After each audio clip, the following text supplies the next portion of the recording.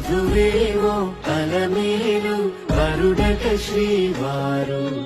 మనువాడి కలిసారు చెలిమి కలిమి ఒకరికొకరు ఈ జంటను దీవించగా దేవతలందరి నోట పలికిన చల్లని మాట శతమానం భవతి